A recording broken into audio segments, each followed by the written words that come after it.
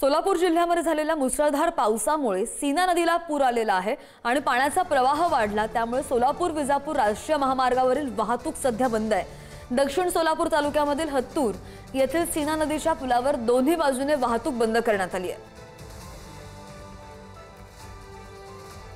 जास्त क्युसेसने पाणी सोडल्यानंतर सीना नदी लगत असलेल्या गावांना जोरदार असा पद्धतीने फटका बसलत असल्याचं चित्र आपल्याला दिसून येते। मी सध्या कोणत्या नदीत नाही, नाल्यात नाही, तर हा आहे सोलापूर विजापूर राष्ट्रीय महामार्ग पूर्णतः पाण्याखाली गेल्याचं चित्र आपल्याला दिसून येते। काल रात्रीपासून सोलापूर विजापूर राष्ट्रीय महामार्गाची जी वाहतूक आहे ती बंद ठेवण्यात आलेली आहे। प्रशासनाकडून या ठिकाणी संपूर्ण नागरिकांना ज्या आहेत त्या सूचना देण्यात आलेल्या आहेत। सतर्कतेच्या सूचना ज्या आहेत ते पोलीस प्रशासन असेल, जिल्हा प्रशासन असेल यांच्याकडून देण्यात आल्याचं चित्र आपल्याला दिसून येते।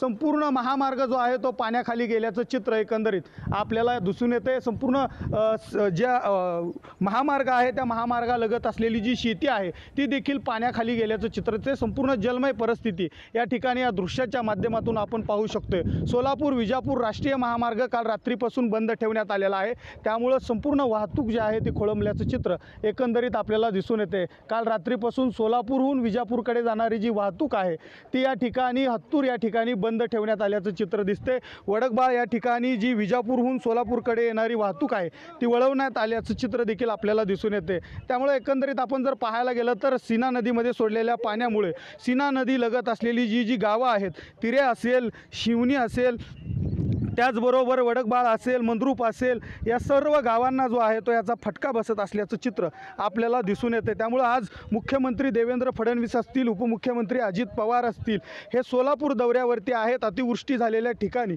या मुख्यमंत्री आणि उपमुख्यमंत्र्यांचा जो आहे तो दौरा आहे। त्याचबरोबर इतर राज्यातली मंत्री देखील सोलापूर जिल्ह्यामध्ये येणार आहेत। त्यामुळं एकंदरीत मोठ्या प्रमाणात मुसळधार पाऊस पडल्यानं सोलापूर जिल्ह्यातील अनेक भागांचं जे आहे ते मोठ्या प्रमाणात नुकसान झालेलं आहे। त्यामुळे हे जे येणारे मुख्यमंत्री असतील, उपमुख्यमंत्री असतील, हे सोलापुरातील नागरिकांना कशा प्रकारे मदतीच्या अपेक्षा देतील हे देखील पाहणं आता महत्त्वाचं ठरणार आहे।